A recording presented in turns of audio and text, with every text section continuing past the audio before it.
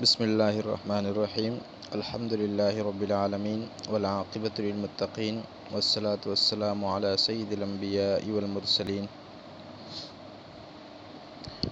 آسان فقہ برائے خواتین کورس کے سلسلے میں آج سبق نمبر 33 کے ساتھ آپ کی خدمت میں حاضر ہیں۔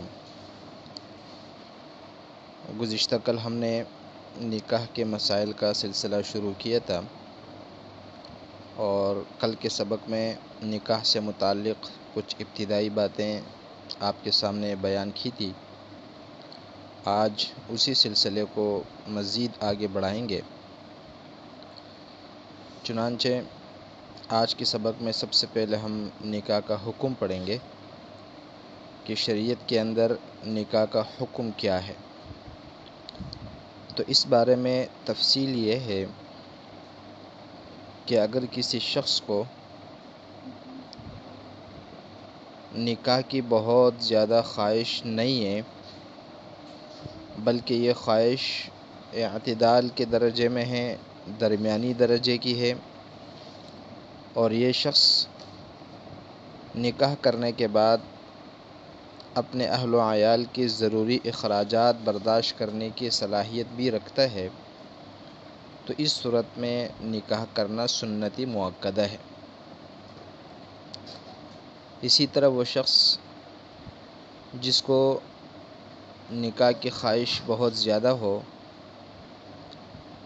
اور اس درجے کی ہے کہ اگر یہ نکاح نہیں کرے گا تو بدکاری کے اندر مبتلا ہو جائے گا، تو ایسی صورت میں نکاح کرنا واجب ہو جاتا ہے۔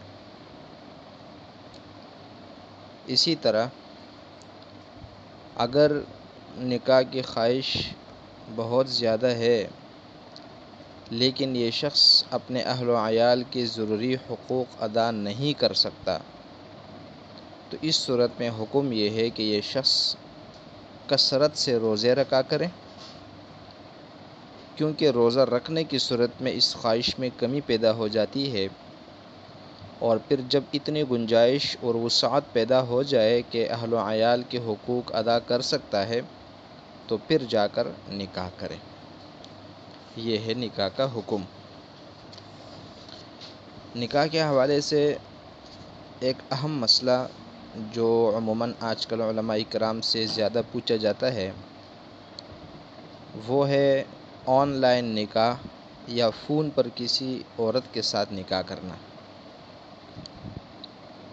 تو اس مسئلے کی تفصیل یہ ہے کہ چونکہ نکاح کے لیے ایک ایسی مجلس جس کے اندر دو گواہ موجود ہو اور اس مجلس میں گواہوں کے سامنے ایجاب اور قبول ہو جائے، یہ شرط ہے، لہٰذا فون پر کسی کے ساتھ نکاح کرنا یا آن لائن نکاح کرنا یہ جائز نہیں ہے۔ مثال کے طور پر ایک شخص کراچی میں بیٹھا ہے اور وہ ایسی لڑکی سے نکاح کرتا ہے جو لاہور میں بیٹھی ہیں یا پاکستان سے باہر بیٹھی ہے، تو ظاہر سی بات ہے یہاں ایک مجلس میں تو نکاح نہیں ہو سکتا، یا تو نکاح فون پر ہوگا یا آن لائن کے طریقے پر ہوگا۔ البتہ اس میں ایک جواز کی صورت یہ نکلتی ہے کہ وہ لڑکی کسی شخص کو وکیل بنا دے، جو شخص اس لڑکے کے شہر میں رہتا ہو، اور پھر وہ لڑکا جا کر اس وکیل سے ملے یا وکیل جا کر اس لڑکے سے ملے اور ایک ہی مجلس کے اندر پھر نکاح ہو جائے، یا پھر لڑکا کسی کو وکیل بنا دے جو وکیل لڑکی کے علاقے میں یا اس کے شہر میں رہتا ہو، اور پھر وہاں نکاح کے مجلس کا انعقاد ہو جائے اور پھر نکاح ہو جائے، تو یہ صورتیں جائز ہے۔ باقی فون پر یا موبائل پر یا آن لائن نکاح کی کوئی صورت جائز نہیں ہے۔ اسی طرح نکاح کے حوالے سے ایک اور بنیادی مسئلہ محرمات کو جاننا ہے، یعنی شریعت کے اندر وہ کون سی ایسی عورتیں ہیں یا کون سے ایسے اسباب ہے کہ اگر وہ پائے جائے تو شرعاً نکاح نہیں ہو سکتا۔ تو اس میں تفصیل یہ ہے کہ 8 اسباب ایسے ہیں، 8 وجوہات ایسی ہے کہ ان میں سے اگر ایک سبب یا ایک وجہ بھی پائی جائے تو شرعاً نکاح نہیں ہو سکتا۔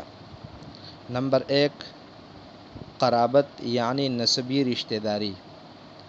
نمبر 2، مصاہرت یعنی سسرالی رشتہ داری۔ نمبر 3، رضاعت۔ نمبر 4، 2 محرم عورتوں کو ایک ساتھ نکاح میں جمع کرنا۔ نمبر 5، عورت کا پہلے سے کسی کے نکاح میں ہونا۔ نمبر 6، عورت کا طلاق یا وفات کی عدت میں ہونا۔ نمبر 7، بیک وقت 4 سے زیادہ عورتوں سے نکاح کرنا۔ اور نمبر 8، کسی آسمانی دین پر ایمان کا نہ ہونا۔ ان 8 اسباب میں سے اگر کوئی ایک سبب بھی کسی عورت میں موجود ہو تو پھر اس سے نکاح کرنا شرعاً جائز نہیں ہوتا۔ ان کی تفصیل ذرا سمجھ لیں۔ پہلا سبب قرابت یعنی نسبی رشتہ داری ہے۔ اس کا مطلب یہ ہے کہ کوئی شخص اپنی بیٹی، پوتی، پڑپوتی، نواسی کے ساتھ نکاح نہیں کر سکتا۔ اسی طرح ماں، دادی، پردادی، نانی، پرنانی وغیرہ کے ساتھ بھی نکاح جائز نہیں ہے۔ بہن، خالہ، پھپھی، بھتیجی، بانجی کے ساتھ بھی نکاح جائز نہیں ہے، کیونکہ ان تمام کے تمام خواتین کے ساتھ انسان کی نسبی رشتہ داری موجود ہوتی ہے۔ پھر بہن اور بھائی، چاہے دونوں کا ماں باپ ایک ہو یا دونوں کی ماں ایک ہو یا دونوں کا باپ ایک ہو، تینوں صورتوں میں بہن سے نکاح کرنا جائز نہیں ہے۔ نمبر 2، مصاہرت یعنی سسرالی رشتہ داری۔ اس کا مطلب یہ ہے کہ ساس کے ساتھ نکاح درست نہیں ہے، چاہے اس لڑکی کی رخصتی ہو چکی ہو اور دونوں میاں بیوی ایک ساتھ رہتے ہو یا ابھی رخصتی نہ ہوئی ہو، دونوں صورتوں میں ساس کے ساتھ نکاح کرنا حرام ہوتا ہے۔ اسی طرح کسی عورت سے نکاح کیا اور اگر اس کے ساتھ ابھی ہم بستری کر لی تو اس عورت کی بیٹی کے ساتھ بھی نکاح درست نہیں ہے۔ ہاں، اگر اس کے ساتھ ابھی ہم بستری نہیں کی تھی تو پھر اس کے بیٹی کے ساتھ نکاح جائز ہے۔ یہ فرق ہے دونوں صورتوں میں۔ ساس کے ساتھ تو ہر صورت میں نکاح حرام ہے، چاہے اس کے بیٹی کے ساتھ رخصتی ہوئی ہو یا نہ ہوئی ہو، ملاقات ہوئی ہو یا نہ ہوئی ہو۔ البتہ اگر کسی عورت سے نکاح کیا ہے تو پھر اس کے بیٹی سے نکاح اس وقت حرام ہوگا جب اس کی ماں سے صحبت کر لی ہو، اگر نہیں کی ہے تو پھر اس کے بیٹی سے نکاح جائز ہے۔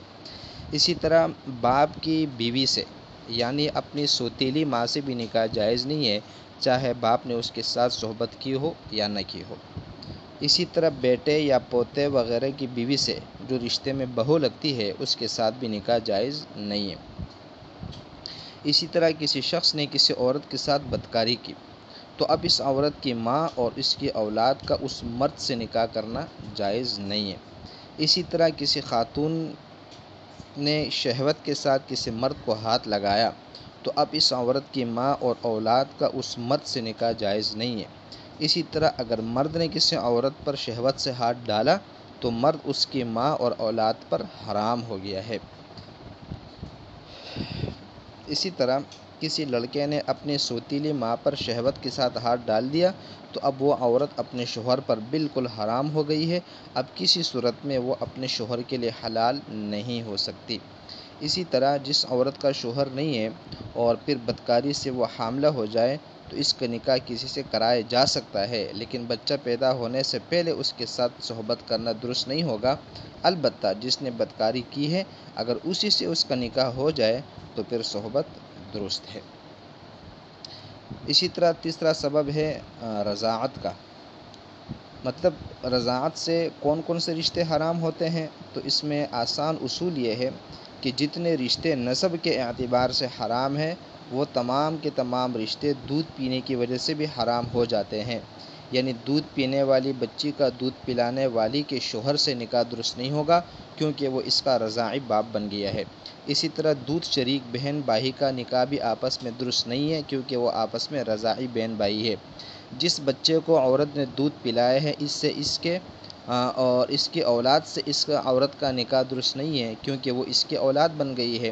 رضاعی خالہ، رضاعی بانجی، رضاعی پھپھی، بھتیجی سب سے نکاح کرنا حرام ہوتا ہے۔ اسی طرح دو دودھ شریک بہنیں ایک ساتھ ایک مرد کے نکاح میں نہیں رہ سکتی۔ تو خلاصہ یہ ہوا کہ نسب کی وجہ سے جتنے رشتوں سے نکاح کرنا حرام ہوتا ہے، رضاعت کی وجہ سے بھی انہی رشتوں کے ساتھ نکاح کرنا حرام ہو جاتا ہے۔ یہ اب ہم نے 3 اسباب پڑھ لیے ہیں، باقی جو 5 اسباب ہے ان کے بارے میں انشاءاللہ پھر ہم کل بات کریں گے۔